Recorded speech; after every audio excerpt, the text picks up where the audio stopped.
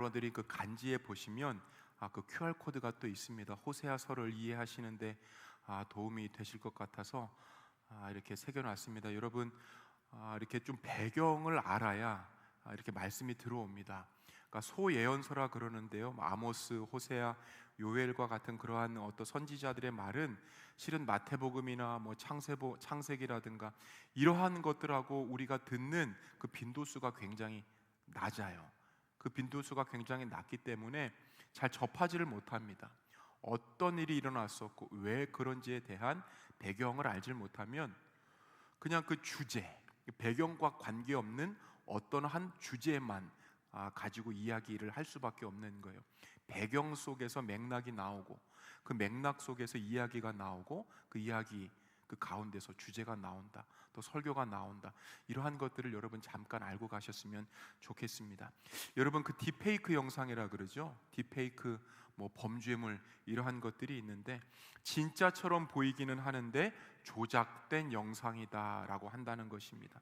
가짜인데 너무 정교해서 구별이 어렵습니다. 가짜인데 목소리, 얼굴, 뭐 이렇게 실제 사람과 구분이 안 될 정도로 정교해요. 그래서 많은 사람들이 속고는 합니다. 유튜브에서 많이 보셨죠? 많이 보셨죠? 그런데 좀 구분이 되시지 않나요? 이제는 또 구분이 되더라고요. 여러분, 그 진짜인 것 같은 가짜, 딥페이크 영상처럼 진짜 같은 가짜는 이미 우리 안에 있었습니다. 이것을 뭐라 그러죠? 짝퉁이라고 합니다. 루이비통 가방을 흉내낸 비슷한 로고와 디자인의 가방, 나이키 로고가 있는데 정식 공장에서 만들어지지 않았던 운동화, 롤렉스 시계인데 부품이나 품질이 완전히 현격하게 떨어지는 그러한 시계. 그 나트랑인가요? 베트남 나트랑에 가면 이러한 그 짝퉁과 같은 제품들만 모아서 파는 가게도 있다 그래요. 짝퉁이 하나의 유행이 되었고 짝퉁이 하나의 브랜드가 되어버렸습니다. 아버지 세대죠. 저희 바로 윗세대는 자동차에다가 그 배기량 스티커를 붙여주었어요. 그러니까 그랜저 2.4, 그랜저 3.0. 요즘에는 그렇지 않죠. 한 20, 30년 전만 해도 이렇게 3.0, 1.8 이런 배기량을 붙여주는 게 그 부의 척도였습니다. 그래서 바로 윗세대가 어떤 일들을 했냐면 1.8을 떼가지고 2.4로 만들고 2.4를 떼가지고 3.0으로 만드는 이제 그러한 짝퉁 비슷한 것이 유행이 됐던 적이 있었어요. 저 때에는 뭐 나이키 말고 뭐 마이키, 뭐 나이스, 푸마 말고 파마, 아디다스 말고 뭐 아디오스, 뭐 이런 것들이 되게 많았었단 말이에요. 그 테무에서 옷을 하나 샀는데 헤지스 옷을 샀습니다. 그 로고를 혹시 아시나요? 헤지스 로고? 헤지스 로고가 뭐죠? 개 머리 위에 왕관이란 말이에요. 너무 좋은 거야. 이게 단돈 2만 원. 야, 이건 사야 된다. 그냥 산 거예요. 2주 만에 옷이 와가지고 로고를 보니까 개가 아니라 양이에요. 그것도 이렇게 지워져. 쉽게 지워지더라고. 그러니까 진짜 같은 짭. 근데 진짜 같아요, 여러분. 그 가격이 넘으면 그냥 넘어가기도 하는데, 여러분, 비싸면 속지 않기 위해서 감정을 받기도 합니다. 또 유튜브 얘기를 잠시 하자면, 유튜브를 보니까 전당포 사나이라고 하는 그런 프로그램이 있습니다. 그 아버지, 아들, 뭐 할아버지가 와가지고 전당포에 물건들이 이렇게 오는데 진짜냐 아니냐 뭐 그런 내용이에요. 이거는 조지 워싱턴의 검입니다. 그러자 주인이 진짜인지 또 그렇지 않은지 누구를 부르죠? 감정사를 불러요. 그렇게 조그만 돋보기 같은 거, 현미경 같은 걸 하나 가지고 와가지고 꼼꼼히 비교하고 뭐 연대기 측정도 하기도 하고 쌓인 필적 감정 같은 것도 받기도 합니다. 그렇게 다 본 다음에 이거 진짜네요, 또 혹은 이거 복제품이네요 라고 하는 그러한 감정서를 만들어내요. 여러분, 감정사를 부른다고 하는 것은 지식 없는 눈으로는 구분할 수 없다는 뜻입니다. 감정사를 부른다는 것은 어떤 정보가 없으면 그거에 대한 진위를 파악할 수 없다는 뜻이에요.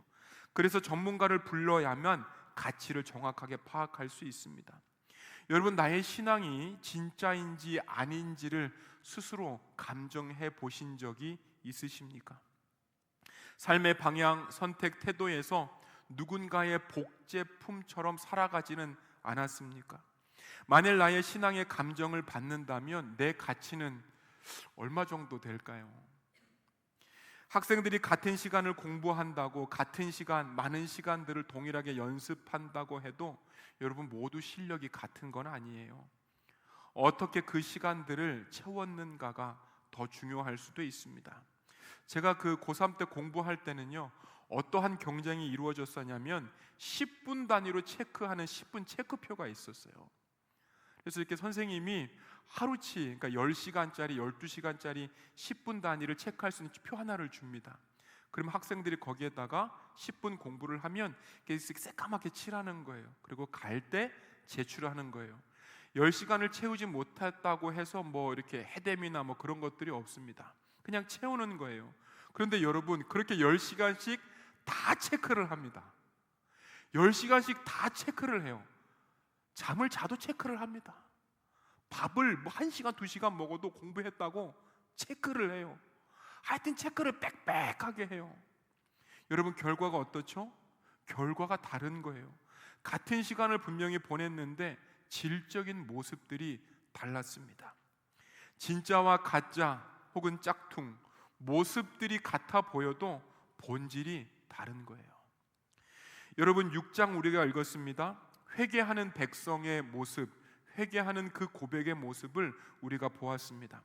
읽었었던 1절부터 여호와께로 돌아가자, 여호와께로 돌아가야 됩니다, 이렇게 부르짖는 애타는 호소처럼 들립니다. 우리 1절 한번 더 읽어보실게요. 시작.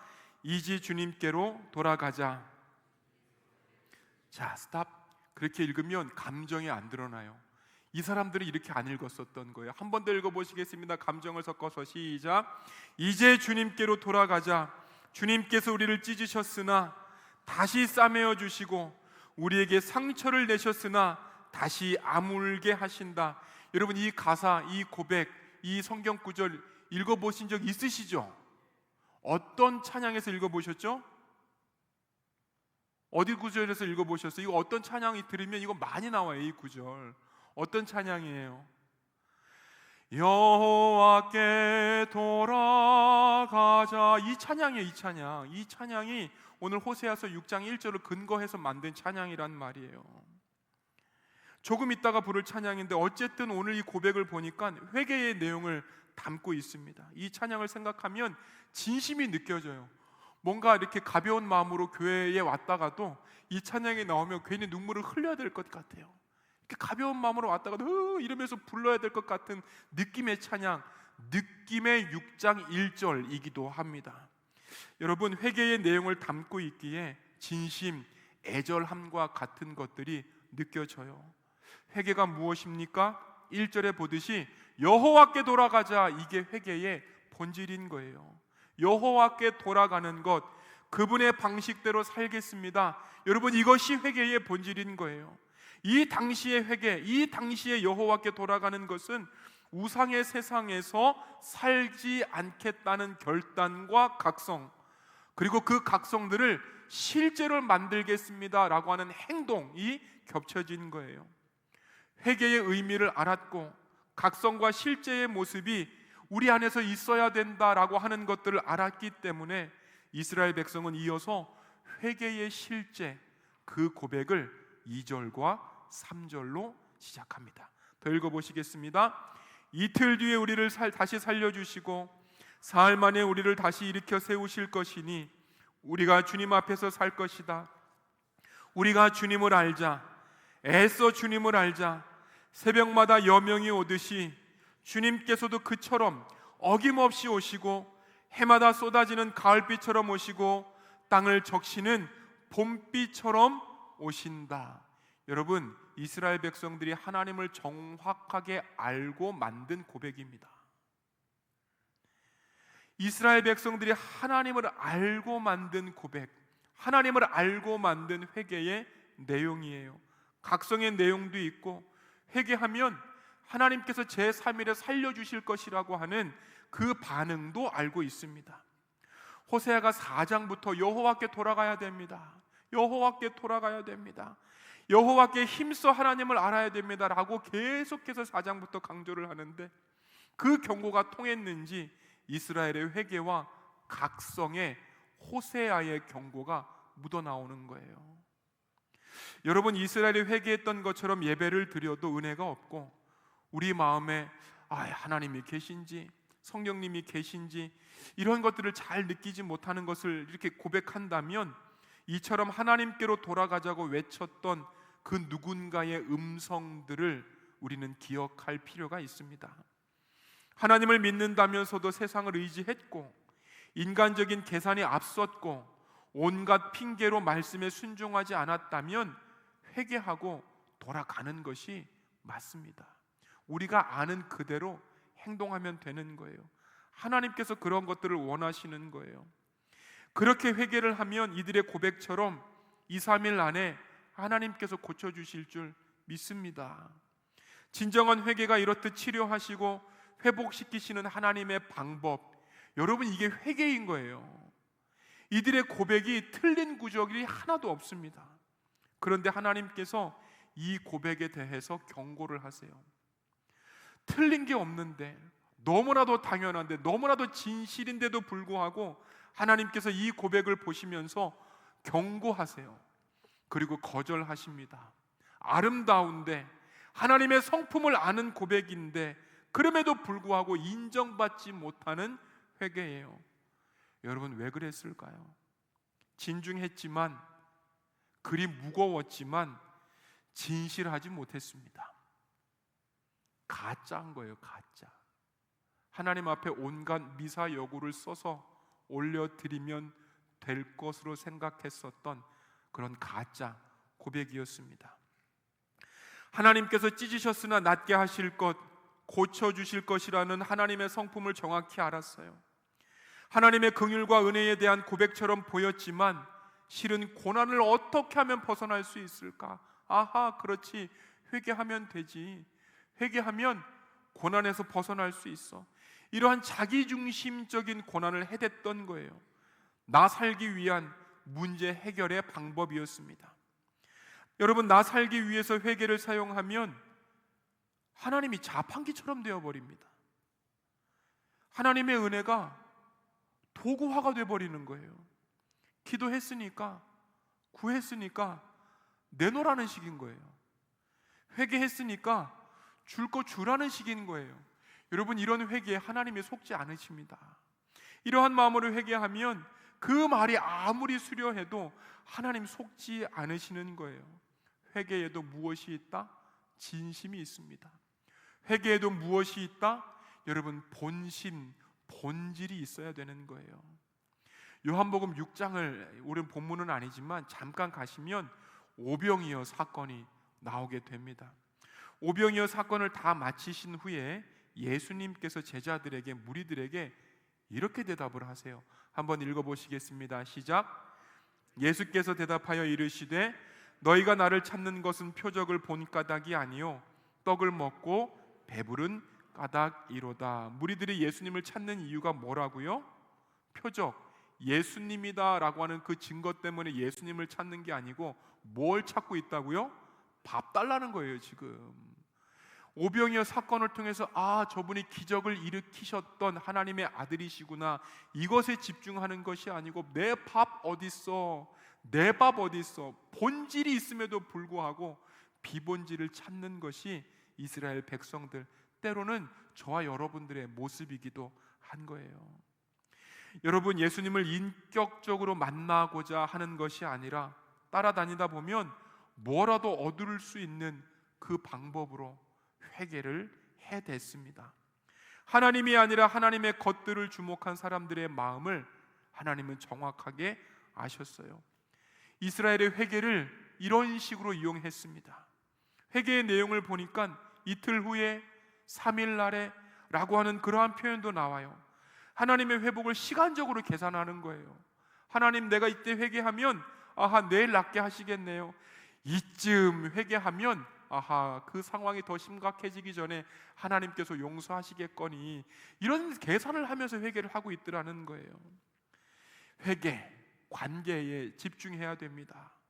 본질이 추구가 되어야 하는 회개이지만 이들은 회개의 순간에도, 정말 본질과 같은 순간에도 다른 것들이 생각이 나요. 본질. 여러분, 청소년 캠프가 끝이 났어요. 여러분들 참 잘 섬겨주셨어요. 그 더운데 땀 삐질삐질, 땀만 삐질삐질 났겠어요.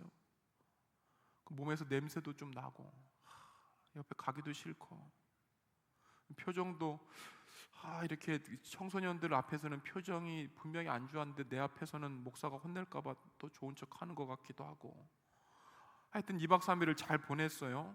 둘째 날에 그 교사 강의가 있었습니다. 한 20명 정도 이렇게 모셔놓고 교사 강의를 했었어요.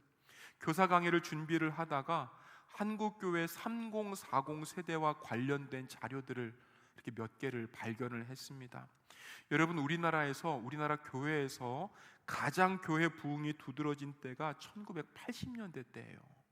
1980년대 때 교회의 인식이나 여름 성경학교의 인지도가 얼만큼 좋았냐면, 지금하고 되게 다르게 부모님들께 편지 쓰고 애들 좀 막 보내달라 막 전화하고, 간식의 내용이, 간식의 질이 이렇게 좋습니다. 프로그램이 끝내줍니다. 좋은 강사. 이딴 게 어디 있어, 이딴 게. 1980년대는 그딴 거 없었습니다. 북 한 개 들고 그 교회 주변에 한번 빙 둘러, 얘들아 여름 성경학교 가자 그러면 돈 애들이 쫓아와요. 그런 때였어. 납치해도 모를 만한 그때. 얘들아 여름 성경학교 가자 그러면 그냥 와, 애들이. 이런 애들한테 뭐 간식 그 신경 안 씁니다. 그렇게 가다가 넘어지면 에라 모르겠다, 집에나 가라. 이래도 교회 애들이 넘쳐났던 때란 말이에요. 50원짜리 했었던 그 뽀빠이, 그거 하나 주면 그렇게 좋아했던 때. 쌍쌍바 하나 주면 오지 말라 그래도 그 다음 주에 또 와. 그때가 1980년대 때예요. 사람들이 엄청나게 많았습니다. 여러분, 제 기억에도 어린이 100명 남짓한 교회에 갔었는데 교육부가 50명이 넘었어요. 교육부가 50명.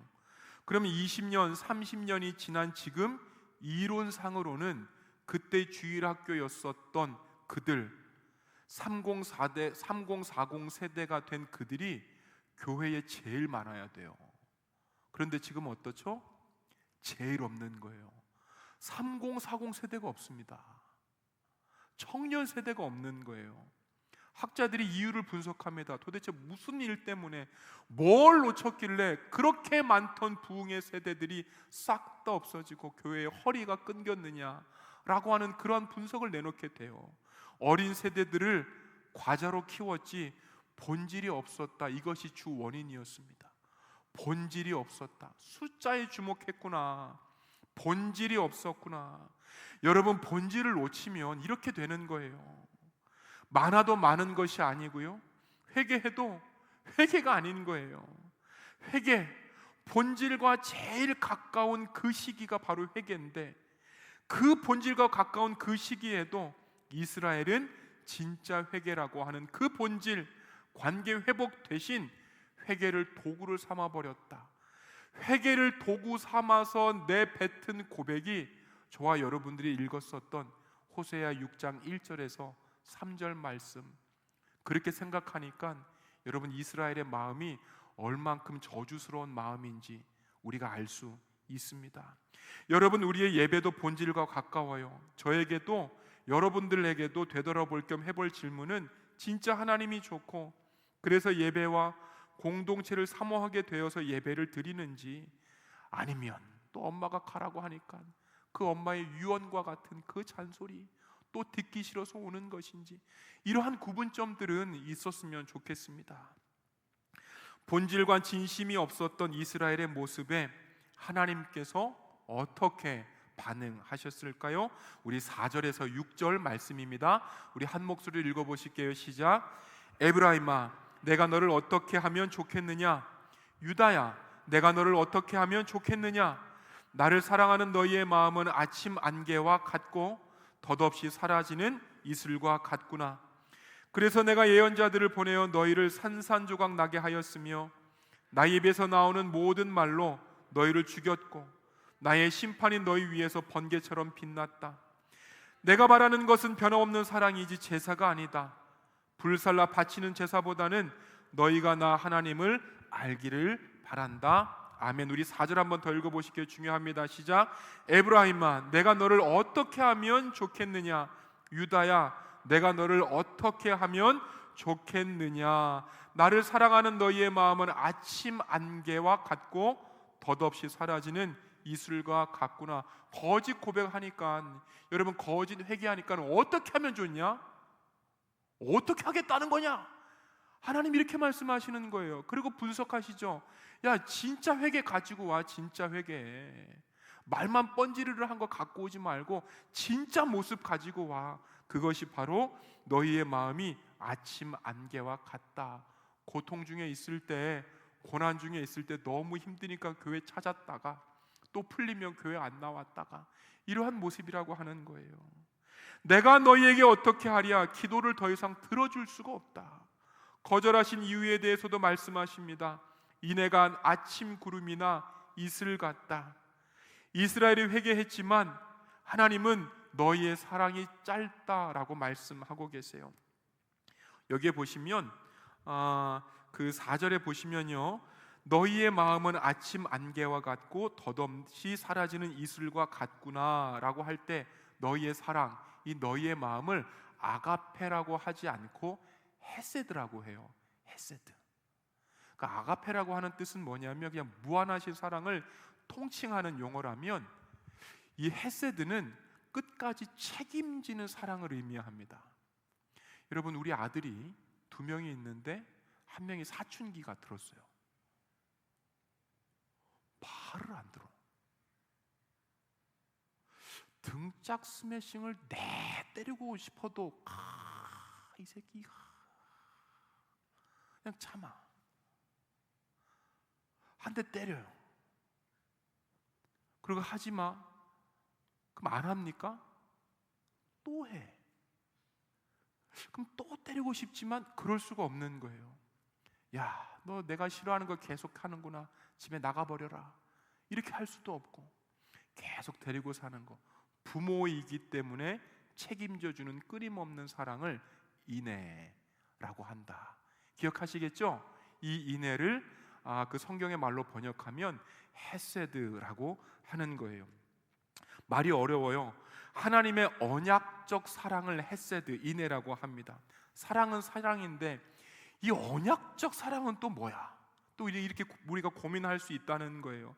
하나님께서 아브라함 출애굽하는 이스라엘과 맺으셨던 약속을 언약이라고 해요. 성경을 보면 약속이나 계약이라고 하는 그 단어를 쓰시지 않습니다. 뭐라고 쓰시죠? 언약이라고 하는 단어를 쓰는 거예요. 이 약속과 계약이라고 하는 건 상대방이 대등할 때 쓰는 용어인데, 언약이라고 하는 건 굉장히 차이가 많이 날 때, 부모와 아이처럼 결코 역전의 상황이 일어날 수 없을 때 사용하는 단어가 언약이라고 하는 거예요.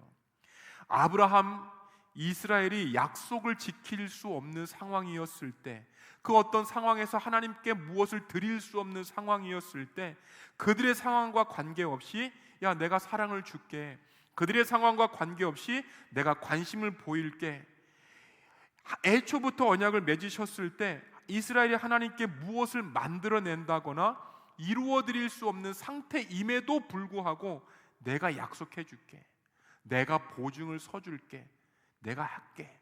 여러분, 이게 언약이라고 하는 거예요. 하나님의 입장에서 얻을 것이 없음에도 불구하고 복을 주시겠다. 막연한 기대, 막연한 기분, 막연한 긍휼 등의 감정적인 안타까움을 넘어서 끝까지 관계를 유지하시려는 헌신적인 태도, 이게 바로 언약, 헤세드인 거예요. 그러니까 여러분, 헌신, 희생, 내 자녀 내가 끝까지 사랑하겠다는 충실함을 담은 언어가 바로 헤세드입니다. 여러분, 이 헤세드를 잘 포함한 그 본문이 호세아서에 나타나 있습니다. 이 하나님께서 인의 헤세드를 보여주시기 위하셔서 실은 1장부터 그 이야기를 담으셨어요. 우리 한번 읽어보시겠습니다. 시작. 주님께서는 호세아에게 말씀하셨다. 너는 가서 음란한 여인과 결혼하여 음란한 자식들을 낳아라. 이 나라가 주를 버리고 떠나서 음란하게 살고 있기 때문이다. 호세아가 가서 디블라임의 딸 고멜과 결혼하였다. 고멜이 임신하여 호세아의 아들을 낳았다. 호세아에게 결혼하라고 하세요. 그 여인의 이름이 고멜입니다.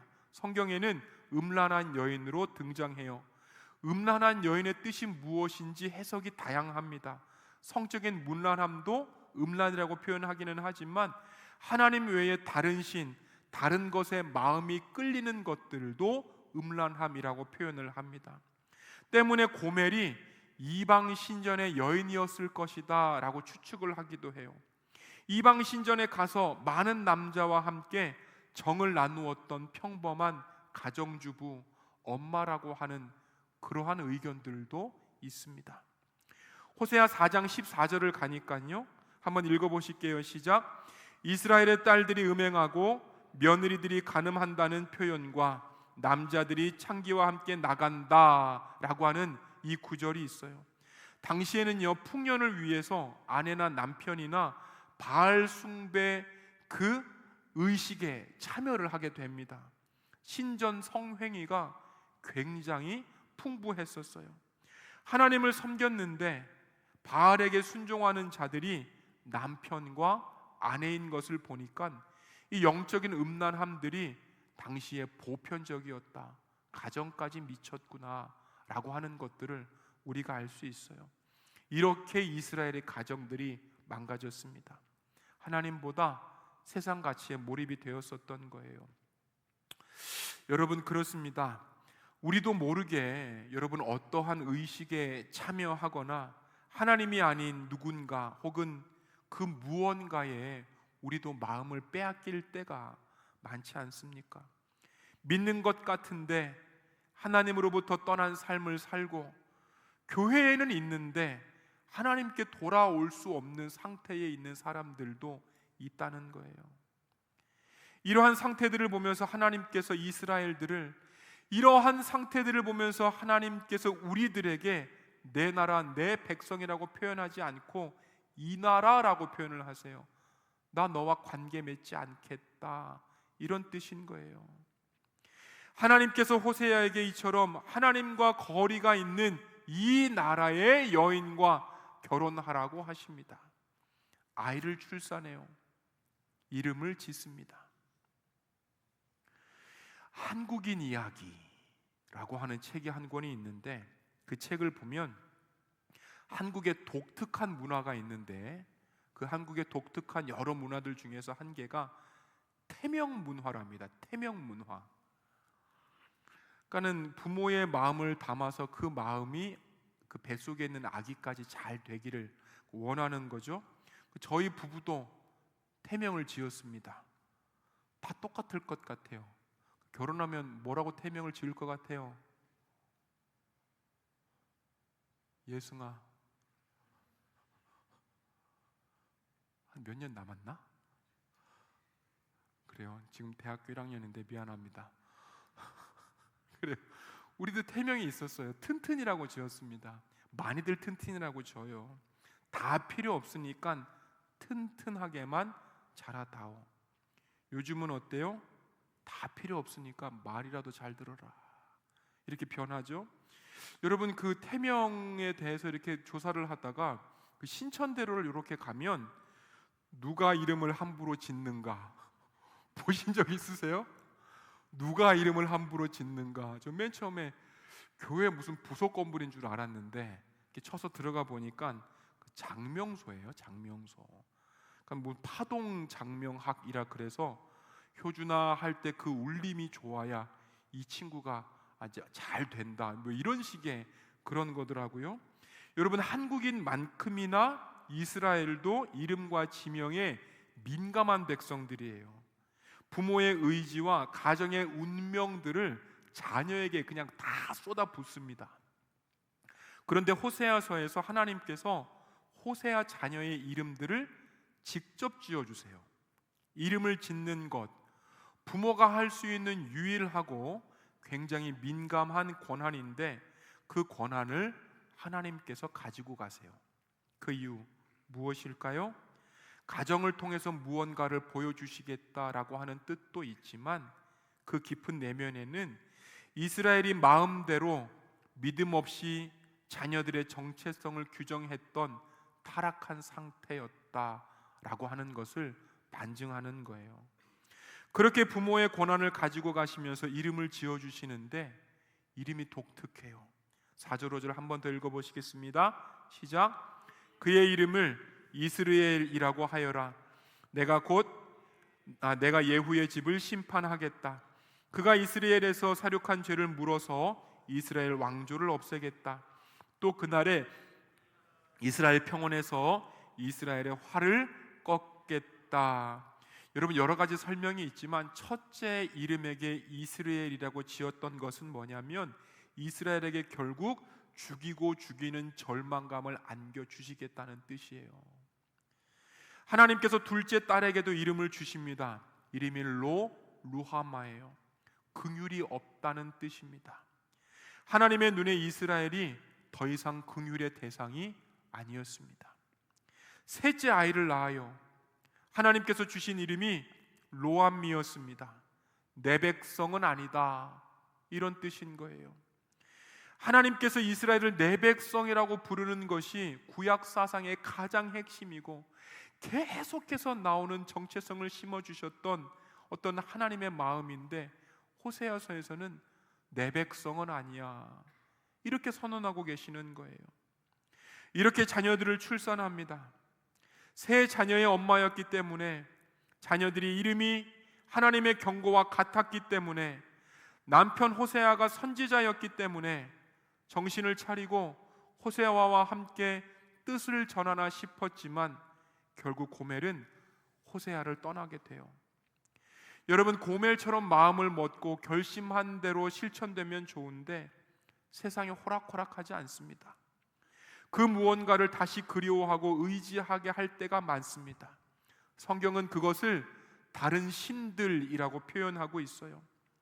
호세아를 떠난 고멜이 다른 신들에게로 향했습니다. 그런데 호세아에게 하나님께서 다음과 같이 말씀하셨어요. 한 번 더 읽어보시겠습니다. 너는 다시 가서 다른 남자의 사랑을 받고 음녀가 된 그 여인을 사랑하여라. 너도 그 여인을 사랑하여라. 우리가 다시 가서라고 하는 표현을 눈여겨봐야 됩니다. 고멜이 반복적으로 호세아를 떠났다는 이야기인 거예요. 셀 수 없이 남편을 떠나서 바알을 따라갔고 바알을 섬겼던 남자들을 좋아했습니다. 그렇게 음란해졌고 완전히 노예가 된 아내를 다시 사랑하는 것, 이것이 호세아에게 내린 하나님의 명령이었었던 거예요. 여러분, 저를 보세요. 여러분들이라면 할 수 있겠어요? 자기를 멸시하고 다른 신을 섬겼던, 다른 품에 안겼던 사람을 데려올 수 있겠어요? 저는 못할 것 같아요. 근데 이런 생각도 들었어요. 그렇다면 그렇게 살다가 죽으라고 그냥 내버려 둘까요? 자녀들이 죽음의 길에 있는데, 야, 너 그렇게 나 배신하고 떠났으니 그냥 죽어버려라. 이런 하나님의 마음, 이런 부모의 마음은 없는 거예요. 다시 데려오지 않으면 지금의 생활을 바꿀 수 없고 그렇게 그대로 살다가 어떤 일들이 벌어질지 예상이 가는 거예요. 우리는 여기에서 소위 몸값을 주고 여인을 다시 사는 것, 이 광경, 이 장면에서 예수님의 구속을 생각할 수 있습니다. 값을 치러주셨던 예수 그리스도의 십자가를 이 장면에서 발견할 수 있는 거예요. 바알을 쫓아다니는 이스라엘을, 그런데도 이스라엘을 사랑하시겠다는 하나님, 바로 이 장면에 담겨 있습니다. 원래 모습은 사라지고 얼굴도 상하고 몸도 망가졌을 테고 다른 신들을 그렇게 쫓아다니다가 노예가 된 볼품없는 고멜을 보았을 거예요. 노예가 되어서 죽을 만큼 고생하고 있던 고멜의 상황이 바로 이스라엘과 우리들의 모습이었습니다. 그럼에도 불구하고 우리의 상황이 어떠하든지 그것은 하나님께 두 번째 문제입니다. 하나님이 우리를 보실 때 우리의 상황이 어렵다는 것, 우리의 마음이 이미 강팍하다는 것도 알고 계셨습니다. 우리가 잘 떠나도, 그래서 때리시면서도 구원의 역사를 그래서 멈추시지 않으시는 거예요. 어떠한 경우라도 기회를 주시고 방법을 주시고 붙드십니다. 그래서 하나님의 사랑은요, 감정은 아닌 거예요. 그래서 하나님의 사랑은 감정을 넘어서 꽉 찬 죽음, 꽉 찬 헌신, 꽉 찬 본질, 바로 그 자체인 거예요. 우리에게 그것을 알라고 하십니다. 이것에 대해서 신약 성경은 무엇이라 말씀하십니까? 말씀을 읽어보실게요. 시작. 자녀된 여러분, 우리는 말이나 혀로 사랑하지 말고 행동과 진실함으로 사랑합시다. 여러분, 이렇게 되셨으면 좋겠습니다. 하나님께서 이거 원하시는 거예요. 한 번 더 읽어보시겠습니다. 시작. 자녀된 여러분, 우리는 말이나 혀로 사랑하지 말고 행동과 진실함으로 사랑합시다. 우리 한 번 더 읽어보실게요. 믿음의 행함이 따르지 않으면 그 자체만으로는 죽은 것입니다. 인애를 설명하기 위해서 호세아 가정의 이야기를 가지고 왔습니다. 설명이 길었어요. 여러분, 이스라엘이 이러한 인애의 모습을 알고 그것을 회개에 넣어서 자판기처럼 생각했다는 거예요. 돈 넣으면 무엇이 나오듯 회개하면 당연히 무엇인가가 주어지는 것들로 생각했습니다. 그런 마음을 보시면서 하나님께서는 다음과 같이 말씀하세요. 한 번 더 읽어보실게요. 시작. 인애가 쉬 없어지는 아침 구름이나 이슬 같다. 아침 구름이나 이슬 같다라고 한다는 거예요. 여러분, 어려울 때 하나님 앞에 간절히 기도했다가도 매혹적인 유혹이 내 앞에 발견이 되면 기웃거릴 때가 있잖아요. 이들의 회개가 그럴듯한 표현으로 가득한 말이었기에 회개라고는 볼 수 없는 거예요. 이들에게 요구하시는 하나님의 음성은 그렇다면 무엇입니까? 호세아 6장 6절을 한 번 더 읽어보실게요. 시작. 나는 인애를 원하고 제사를 원하지 아니하며 번제보다 하나님 아는 것을 원하노라. 아멘. 신앙의 삶을 자리까지 연결하면서 보일 수 있도록 하시라는 거예요. 여러분, 신앙의 모습이 있는데 신실함이 없다면 어떠한 결과물들이 발생할까요? 교회를 오래 다녔는데 신실하지는 않아. 어떠한 모습들이 발견될 수 있을까요? 말씀이 조금 많아졌지만 조금 더 읽어보실게요. 우리 7절부터 읽어보실게요. 시작. 그런데 이 백성은 아담처럼 언약을 여기고 나를 배반하였다. 길르앗은 폭력배들의 성읍이다. 발자국마다 핏자국이 뚜렷하다.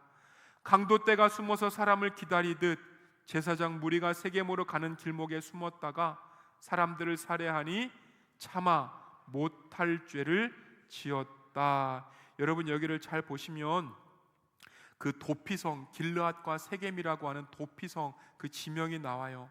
알지 못하고 죄를 지었던 사람을 숨겨주는 장소입니다. 그런데 오늘 본문을 보니까요, 이 도피성, 은혜의 성읍인데도 불구하고 오늘 본문을 보니까 폭력배의 성읍으로 묘사가 되는 거예요. 오늘 본문의 도피성은 핏자국이 뚜렷한 곳으로 묘사가 되는 거예요. 오늘 본문을 보니까 도피성의 살해가 일어나는 곳으로 묘사가 되는 거예요. 소름 끼치는 일들이 일어나는 곳으로 묘사가 되는 거예요. 이렇게 은혜의 장소인 도피성을 소름 끼치는 장소로 만든 사람이 누구입니까? 제사장들이에요. 제사장들. 도피성의 성격을 잘 아는 사람들, 다른 말로 하면 교회 오래 다녀서 교회의 성격을 잘 아는 사람들, 교회 오래 다녀서 성격을 잘 알고 은혜가 무엇인지까지는 알지만 신실하지 않았던 사람들이, 제사장들이 도피성을 이런 식으로 망쳐놓게 됩니다. 죄의 개념을 아는 사람들이 도피성에서 죄를 지어요. 담대함을 넘어서 죄를 위장하는 능력이 뛰어나다는 거예요. 믿음이 있는데 신실함은 없었던, 행위가 없었던 그들은 교회를 이렇게 살인의 장소로 만들어 버렸습니다. 신앙에 인애가 없으면, 신앙의 헌신이 없으면, 신앙의 본질이 없으면 남을 죽이는 자들이 되어버리는 거예요. 그렇다면 어떻게 해야 됩니까? 한 가지를 제시합니다. 읽어보실게요. 시작. 하나님을 아는 지식. 하나님을 아는 지식. 하나님을 지적으로 아는 이해와 관계적인 친밀감을 우리 안에 회복시켜야 됩니다. 헌신과 실천이 통합된 전인적인 그러한 모습들을 회복시켜야 됩니다.